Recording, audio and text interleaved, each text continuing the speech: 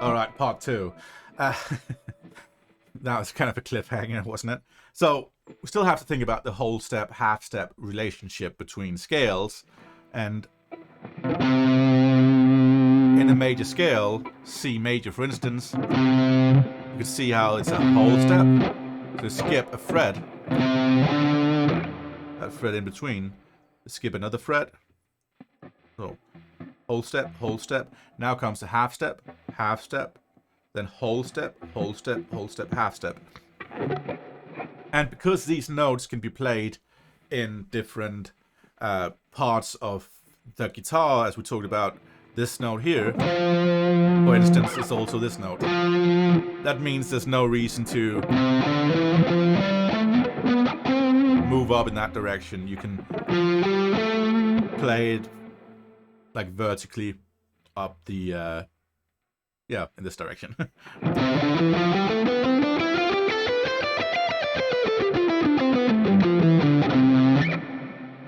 And it does take a bit of learning that, you know, the 13th fret here is the same as the 8th fret here. The 12th fret, same as the 7th fret. 9th fret here, same as the 5th, so on. But I think with practice you'll come to learn that half steps on some of the strings between the strings will be whole step here, so whole step, and the next half step will be 12 to 8. And when you move up, you'll come to realize that a whole step, in this instance, for instance, would be 12 to 9. Next up the scale here, so whole step, another whole step, a half step, and a whole step, another whole step, another whole step, and another half step. We're back home again.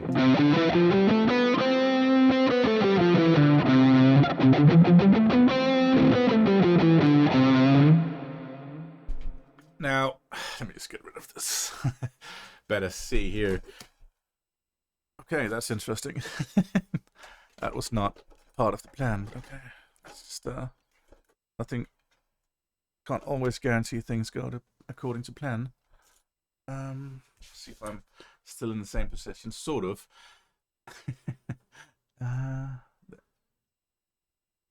Let's keep it like this. Let's keep it like this. And make sure that that's fine. So, slight technical problem there.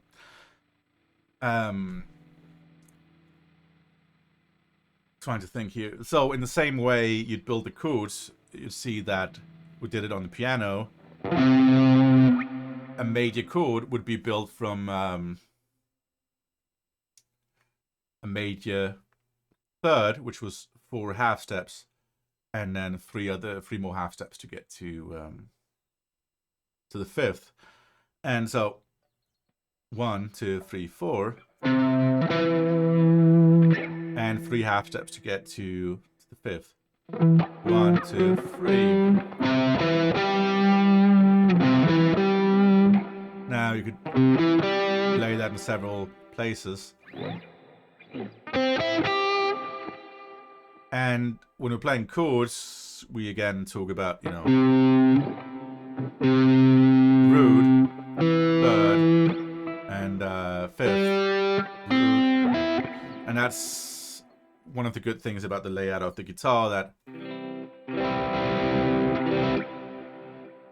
you have notes repeating in a way that's comfortable to play, whether that's a G major chord or a C major chord, E minor chord, you know, D major, so on.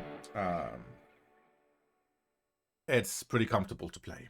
Now, when we start talking about improvising, we got to keep in mind some of these chords. So if you're playing on a backing track that's in A major, it might say that it has, you know, building an out tune here. it might say that it has a some chords that go. Let's do the Led Zeppelin Stairway to Heaven.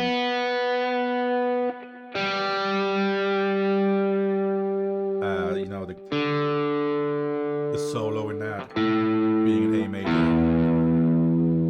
So, how does that go?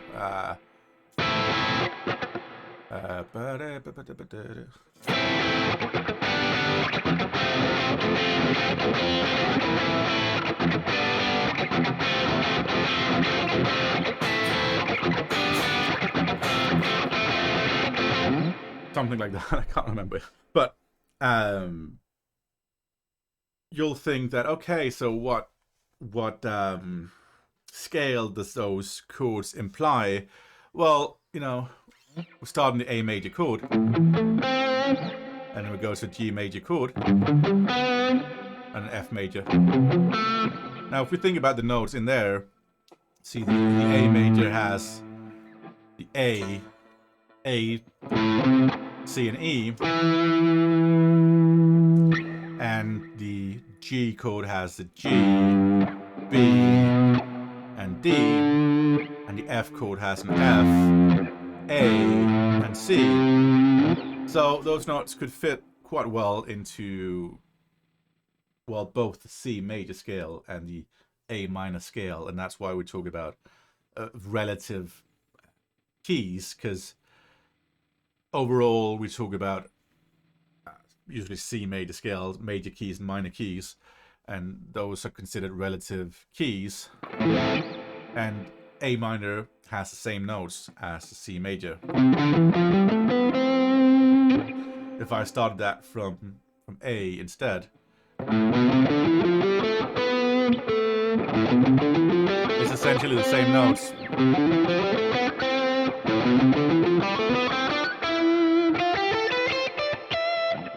So,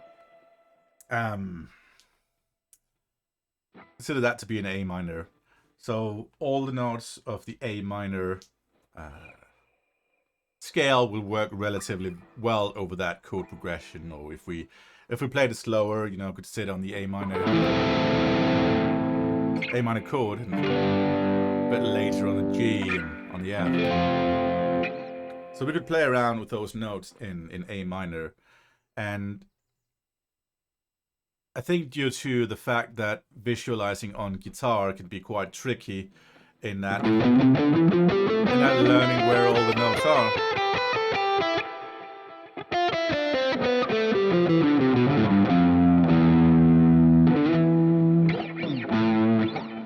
It can be quite tricky to remember all those shapes.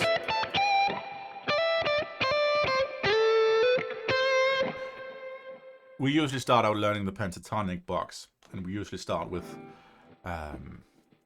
this one you might have seen before, starting from the 5th fret in what we call the, you know, it's usually called the A minor pentatonic. So 5, 8. I don't know if my guitar's a bit too loud. Maybe I hope it's not too loud. Let's turn it down just a bit to make sure you can actually hear me. So I think that's better. Maybe. Let's see. Maybe bring the mic a bit closer.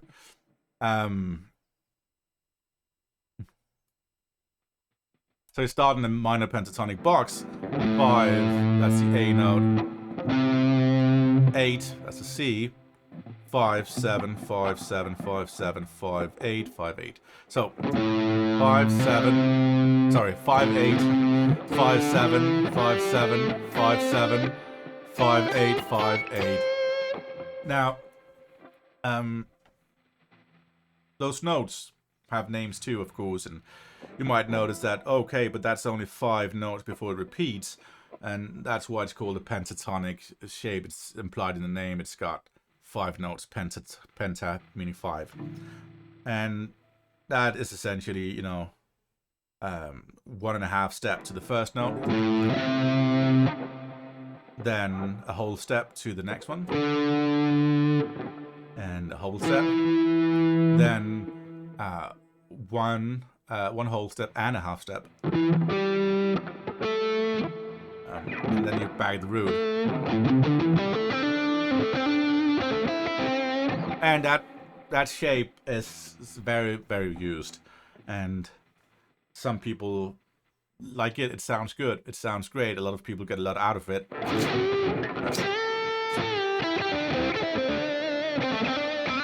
That was terrible, but okay.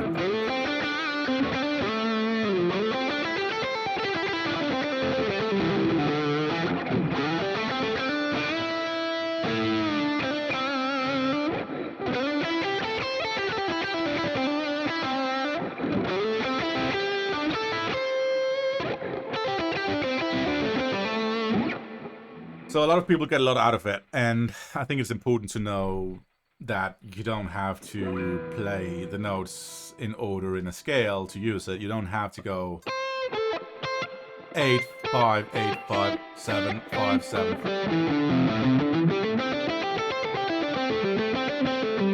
You don't have to play just up and down. You can jump between notes, so you could start on an A note, jump up here.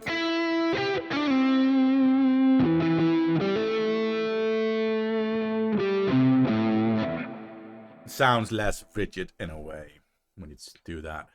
And that's one of the first boxes that people usually learn on guitar. And it does extend. It's got certain notes that repeat again because notes repeat on the guitar. So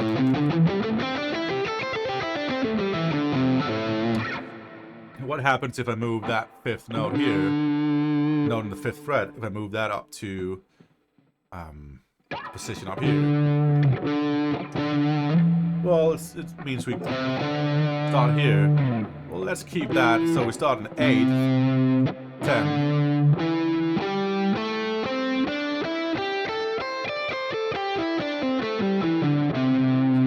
That's just moving through the scale, through the neck with the same notes. So just to name the notes, you'd have A, C, D, E, G, A. And then it repeats, like, you know, so A, C, D, E, G, A, so on. Now, if we repeat those notes, but in a different starting point, you'd have like C, D, E, G, A, C, D, E, G, A, and so on. You could repeat it up here, starting from, well, let's start from the next one, from D, D, E, G, A, C, D, E, G, A, C, D, E. You know, it repeats in a lot of places, and I think it's worth looking at like scale diagrams and note diagrams of the neck to figure out where those notes are placed, so you can know that it obviously takes time, but you'll essentially and eventually know that, you know, the A notes are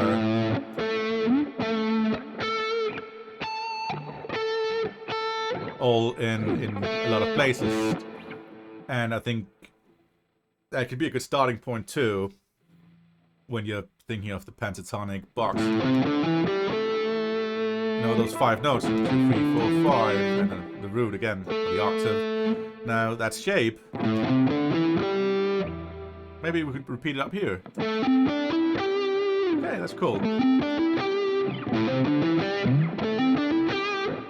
So we can find those shapes and those correlations between the intervals in various places.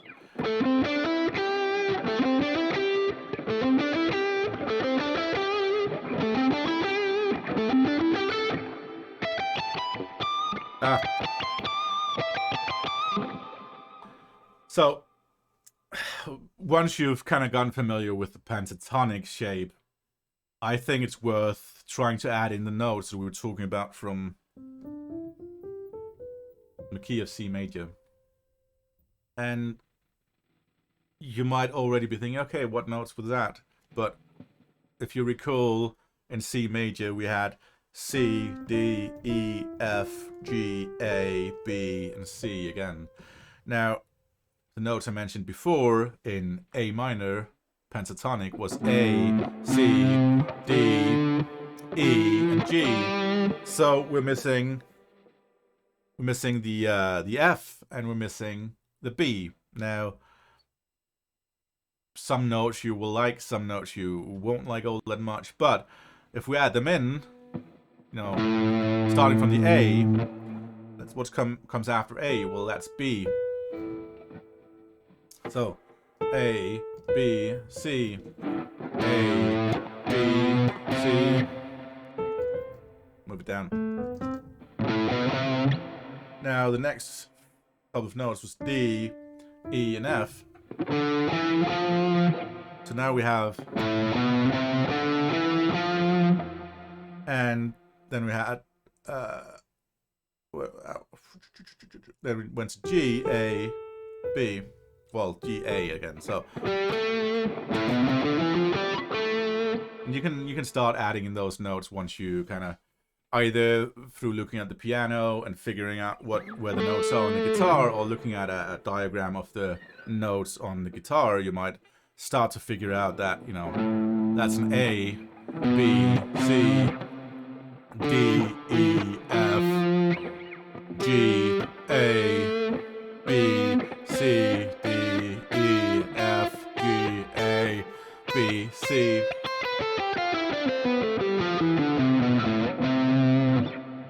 And I think, you know, there's a certain amount of patience needed for it, but once you start grasping how it's all put together, I have a hair that's annoying me there. It'll probably start coming together, you know, that you can see how these notes correlate to each other and relate to each other, you know. And you'll be able to pretty quickly find them through knowing these intervals. So it might be interesting now to just quickly go over how in the key of C major, we noticed how it was whole step, half step, whole step, whole step, whole step, half step. Well, if we keep playing the white keys and instead start on that A note we started on the scale here before, well, it's a different relationship between the intervals, or different order of those steps. So in a minor key, still using just the white keys, but since the half steps are now moved, you have whole step and a half step, a whole step, another whole step, another half step, a whole step, and a whole step. So in a minor key, it would be whole step, half step, whole step, whole step, half step, whole step, whole step. And it's the same on the guitar. Root first, whole step, half step, whole step, whole step, half step, whole step, whole step. Now if we played that on, like, vertically, it'd be like that. And obviously you do need to know where notes repeat, like as I said earlier, the 12th fret, for instance, would be the same as the 7th. That will come in time, and I mean, at the end of the day, you know, there's only practice. But I think it's a good visualization tool to use the piano. Because on guitar, you'd see that someone was playing, maybe teaching the C major scale.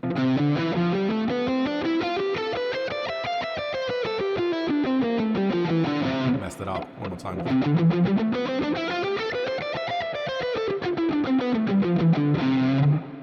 You'd be like, okay, that's one shape. Or if you play it as a box kind of shape, I'm not used to those shapes.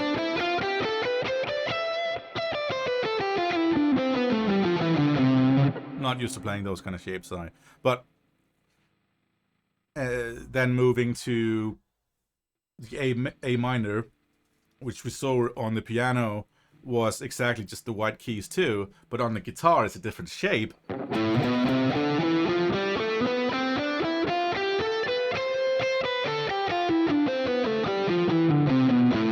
See, it starts with that fingering 5, 7, 8, and 5, 7, 8. 5, 7, just if you stay to the octave. And in C major, at a 5, you had 2 steps here between. 2 whole steps, 2 whole steps. So, but on the piano, it was way easier to see that still just using the white keys, no matter if we're in C major or A minor, or if we're in starting from another position, still just the white keys. However, on guitar, if you start from the D note, play those notes, it's a different shape again. So the shapes are all different in different, whether you start on C,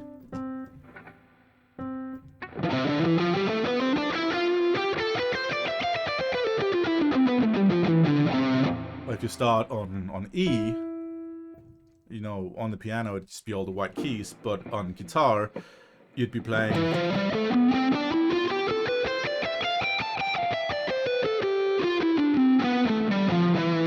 a different shape again.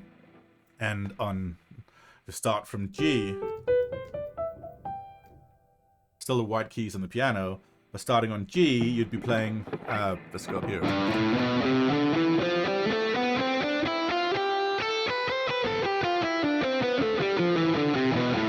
Or here, for instance.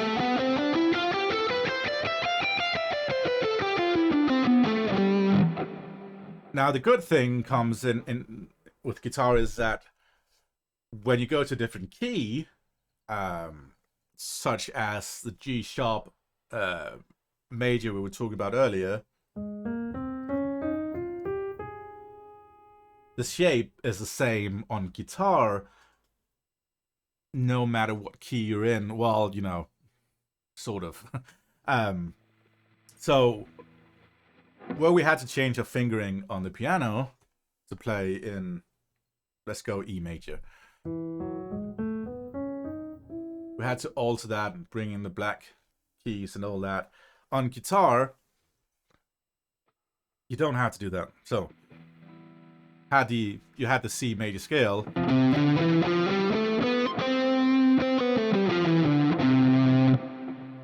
you notice the shape is like, you know, whole step, keys on the same fret. If we go to E major, it's the same shape.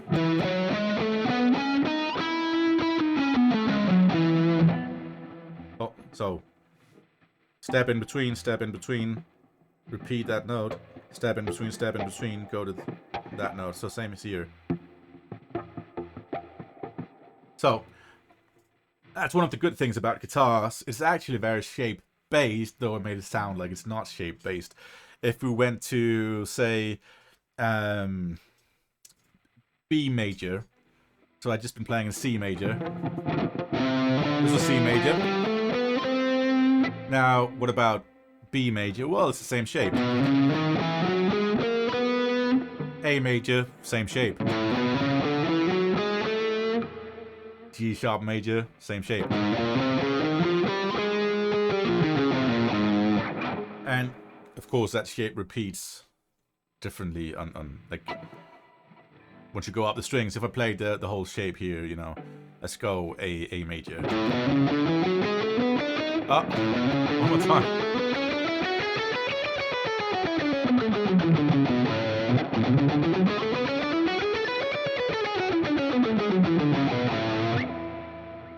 Same shape that repeats in C major still, though.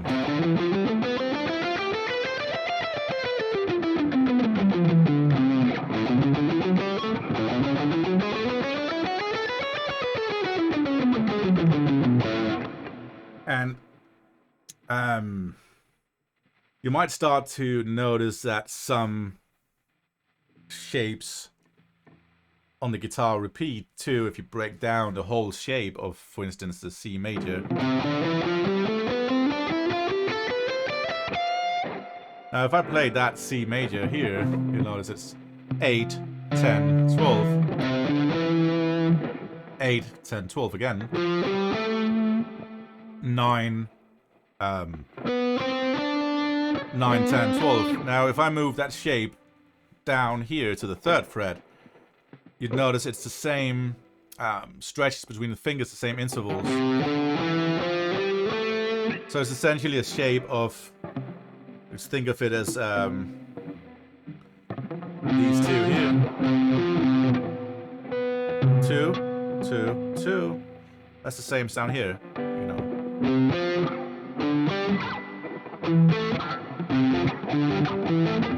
And that repeats with the down here it's 4, 5, 7. I think of that as essentially, you know, if you count the numbers 4, 5, 7, you can maybe see it on a keyboard, and the numbers, it's 4 is right next to 5. Then there's a step between 5 and 7. But that repeats up here, whether that's 9, 10, 12. There's a step between. So,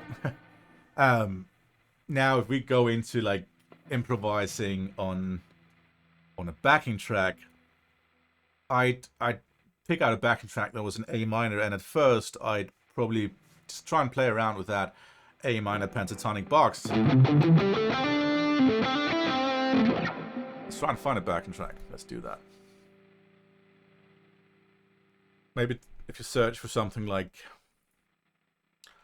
A minor static backing track, it should give you. Let's just pick the first one, see what this is. I don't know what this is.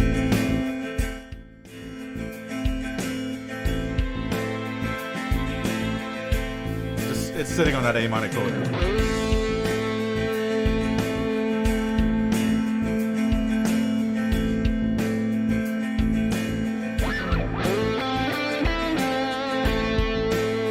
Kind of play around with that box.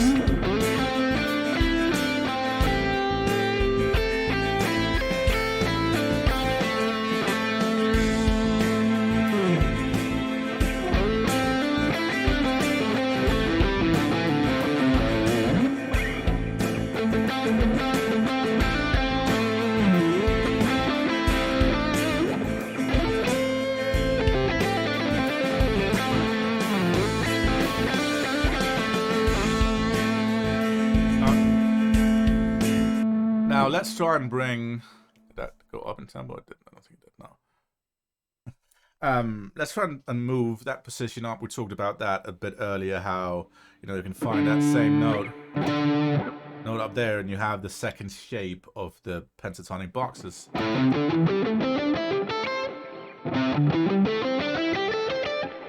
Let's try and play around with that now for a bit.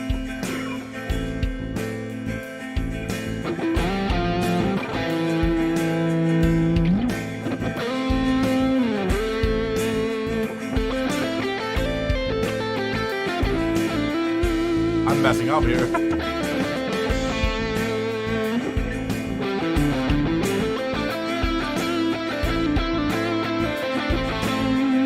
It's not a shape I usually sit in.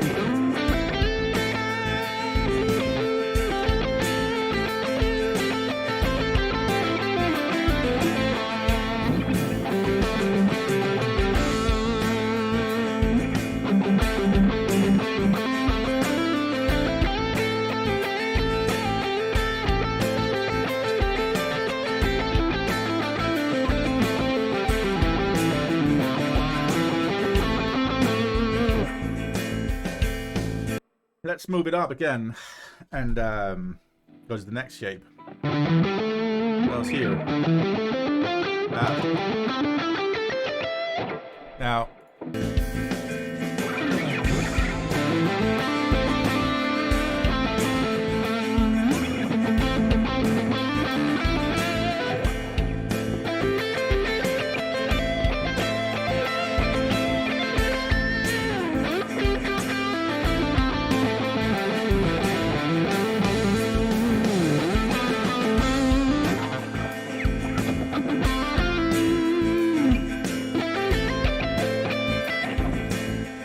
you know, so on. The can keep going up to the next positions.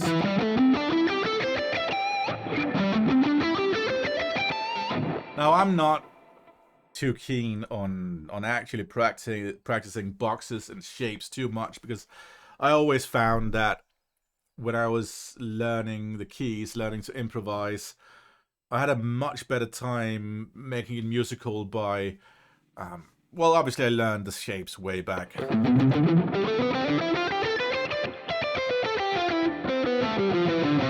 But I had a better time knowing what notes were in specific keys and knowing where to find those notes on the guitar. And at first, sure, I would be playing the wrong note. I would be, you know, having an A minor backing track, and I'd end up playing a note that was not in that key. But eventually, you kind of come to find that those notes, when you move into the full A minor scale, for instance, you'll come to realize, okay, so that note's there. Now, let's try that and just kind of, I'll try and talk through it if I can. I don't know if it's actually possible to hear me, but we'll see. Talk through how I'd kind of approach getting more notes into it, and kind of my thought process through the years. Start on that A note.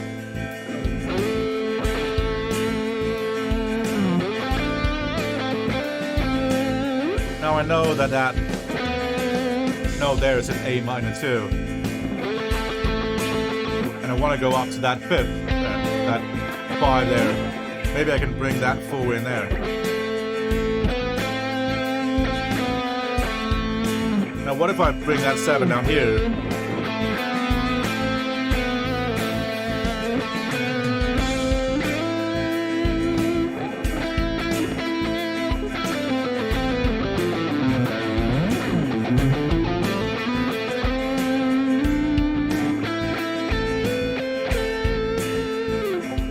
Try and bring more notes in from the scale.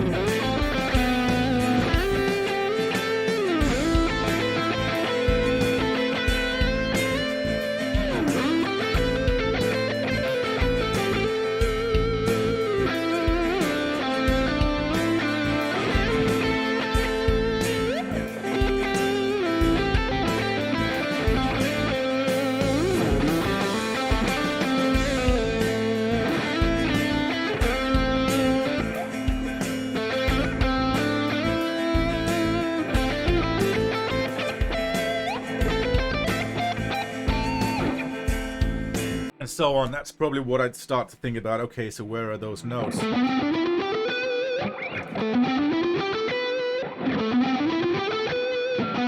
So you see, like that same note, 16th fret on the G string is the same note as the 12th fret on the B string.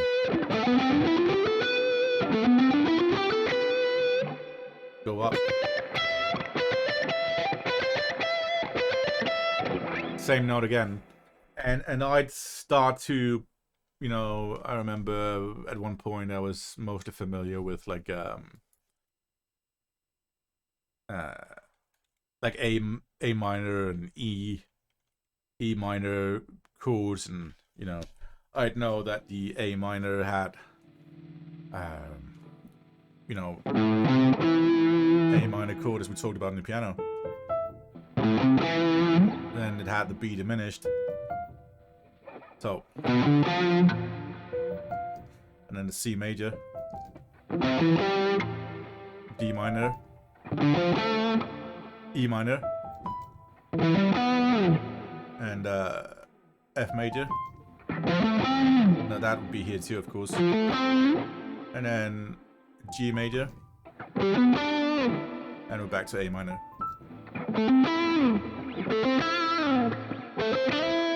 So, you start to learn how those chords and the relationship between the chords, as we talked about in on the piano in the first part, that the chord scale goes major chord, minor chord, minor chord, major chord, major chord, minor chord, and diminished. And that's a good thing to remember, I think, in my opinion, that yeah. So because that gives you an idea that, you know, okay, so when there's a C major chord playing, well, that position here, it's a good one. And you'll know where the notes of the C major is. Now, the big thing is, of course, when you see that a backing track has a C major chord,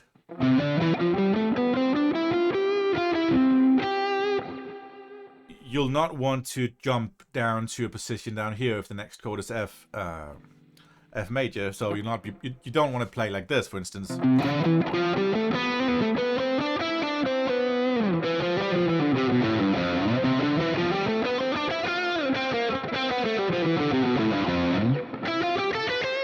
Kind of jump all over the place, unless it's intentional and purposefully done. But if you can remember that the F is also here, then, you know, you're playing on a C major chord, and then it changes to an F major chord. You know that the F note is here. You know that the F chord is there.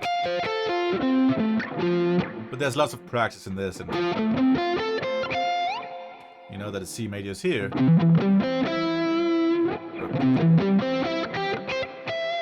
So you won't have to switch and jump around because the F is right here.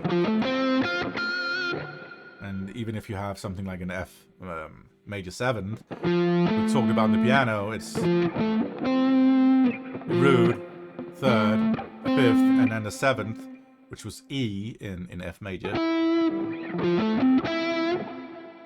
You know.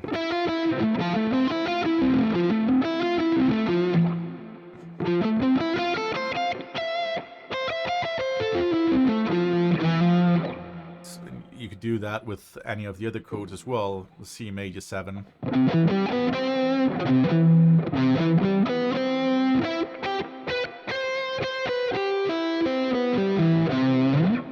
And, you know, I think that's essentially one of the things that puts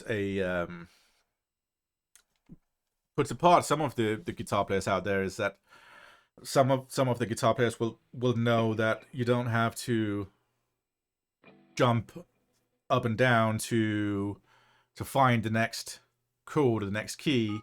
So that's my alarm. You'll know that C is there, F is there, E minor, D minor, D minor, C major, you know, gonna have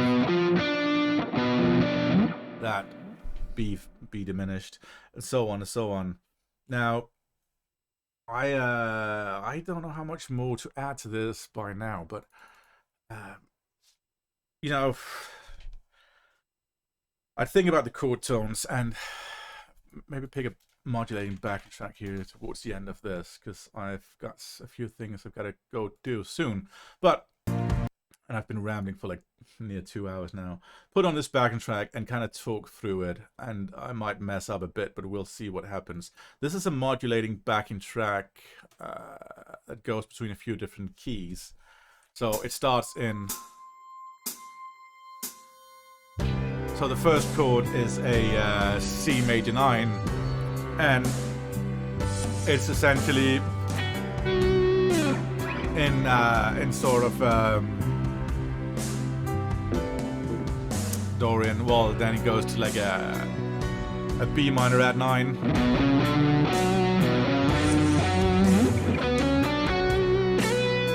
And that means it's actually changed key, because now we brought in that C sharp. Now it goes to a B flat major 9. So, which comes from the key of D minor.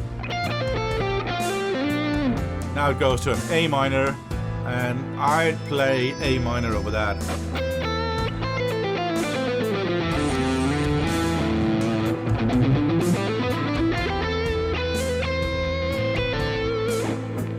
Goes to G sharp 7, and I'd play a G sharp minor. Sorry, I'd play G sharp minor over that.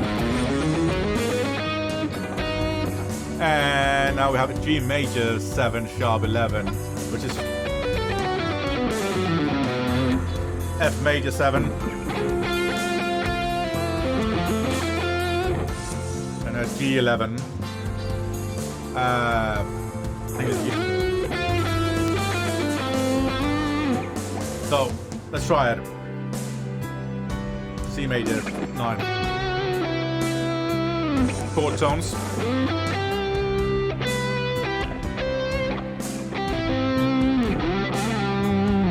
Now B.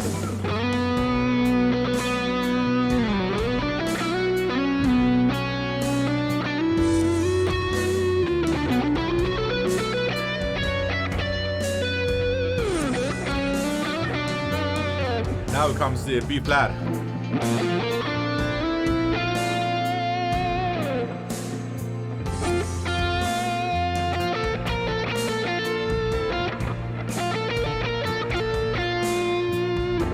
Now the A minor.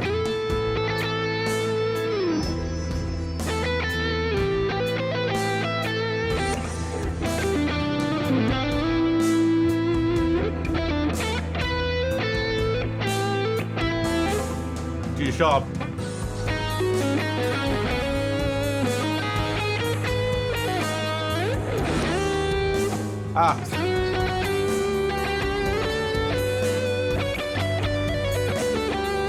It's a very tricky back, by the way. Back track. Okay, so we're in. Especially trying to talk through it. So let's just play around with it now without talking.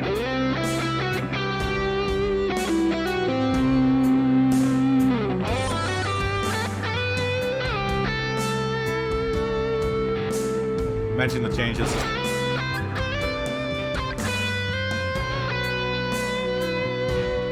Change to B minor now.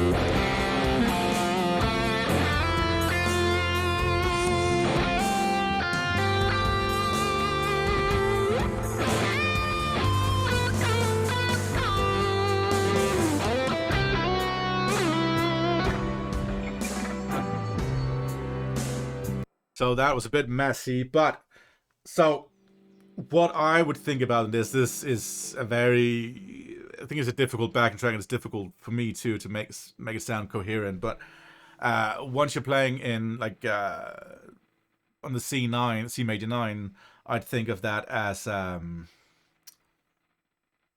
C Lydian, and C Lydian coming from E minor.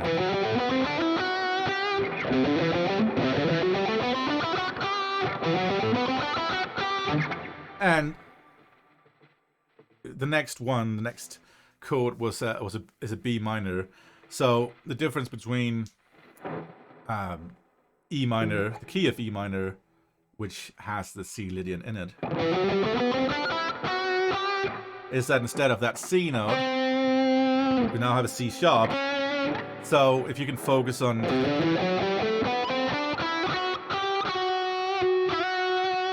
landing on notes that are in the key of B minor now. You know, coming from that C.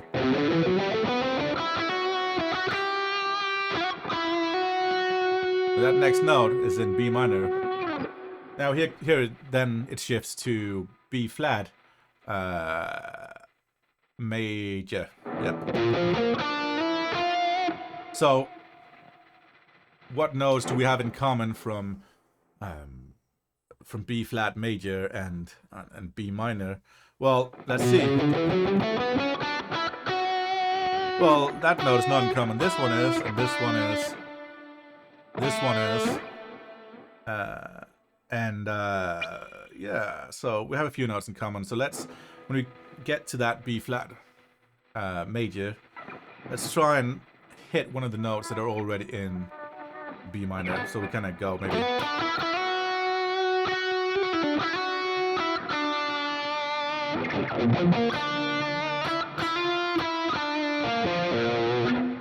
And the next chord is A minor. So coming from this, going to like an A minor. So what notes can we use there? Well, we could essentially see it as we could see the B flat major as part of a D minor key. That shares. That's probably easy to remember rather than B flat major, but the D minor key shares a lot of notes with the A minor key. So the only note that's different is that B flat. So yeah.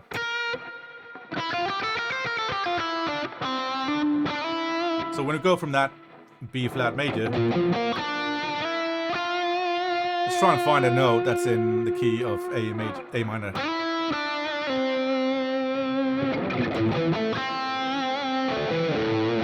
Now the next chord is a G sharp minor 7.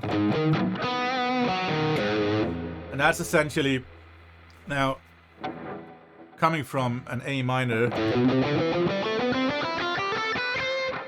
moving into a G sharp minor, it's just moving down half a fret.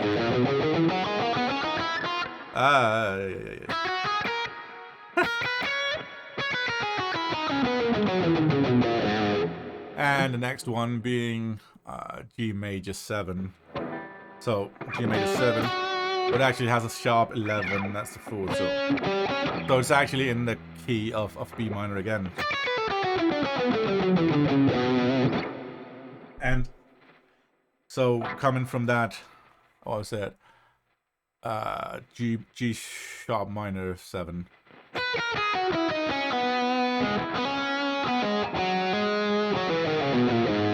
Well, we're going into the key of B minor now. So we could find the notes that they have in common.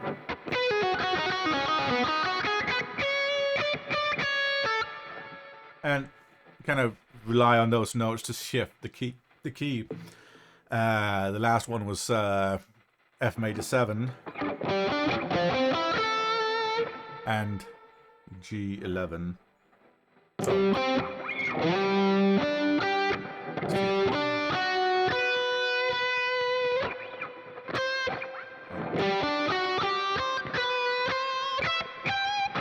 So kind of rely on some of those notes the different scales have in common. Let me see if I can do it a bit more smoothly now, actually, without talking too much.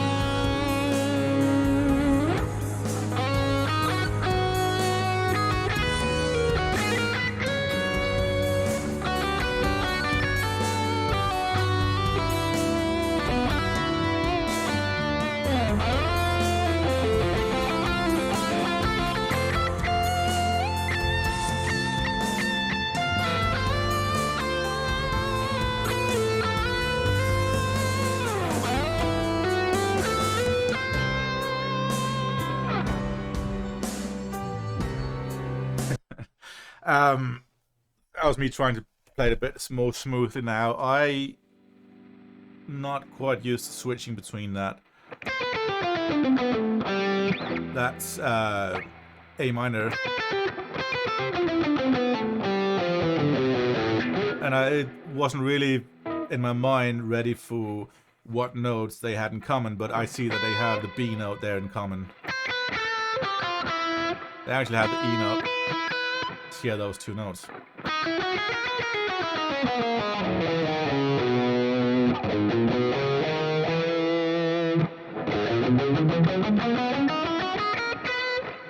And if you play like the blues over that A minor, you could probably make that note go into the G sharp minor. Let's try that just in my mind.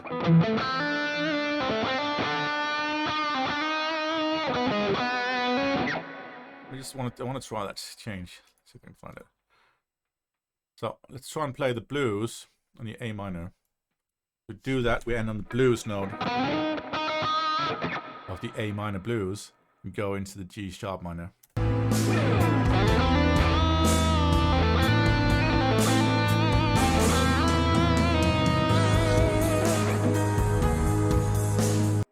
Let's try that transition again.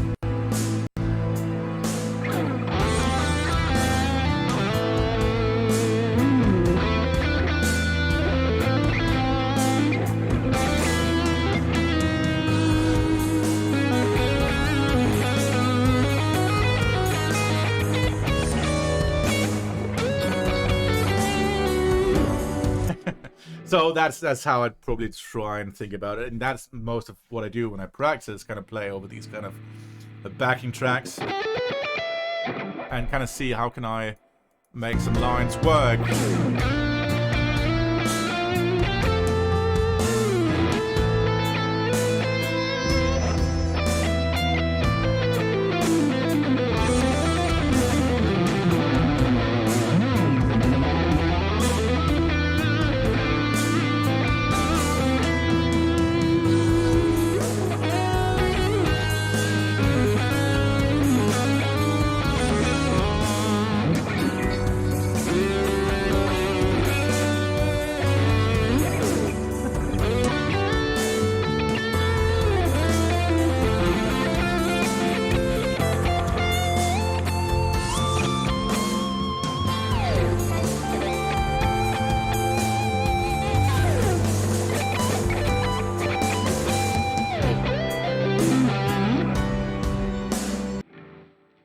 Anyway, I think that's enough rambling for today. It's been 2 hours of rambling.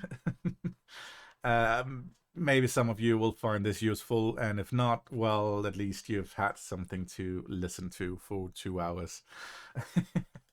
Thanks for watching, if any of you made it this far, and if not, well, who knows, maybe another video I'll do like this will be interesting for you guys. We could, talk about anything from bending. Talk about string gauges. I use very light gauge string. Use 8s in a very low action. Maybe see that. And we could talk about vibrato.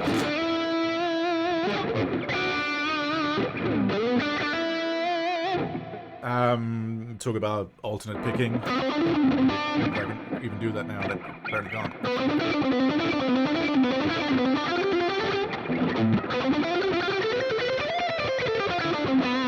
Not an avid alternate picker, but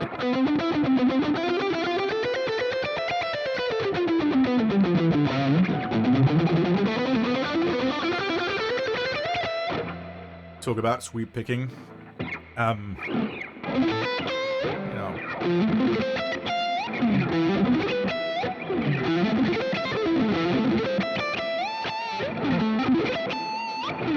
Whatever it might be.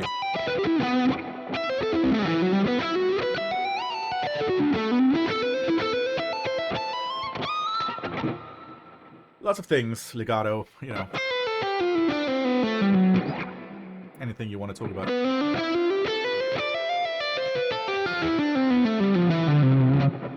And, you know, could be tapping, whatever. Many topics. Shoot me a question. I'll try and get to it. Thanks for watching, and I'll see you another time. Bye.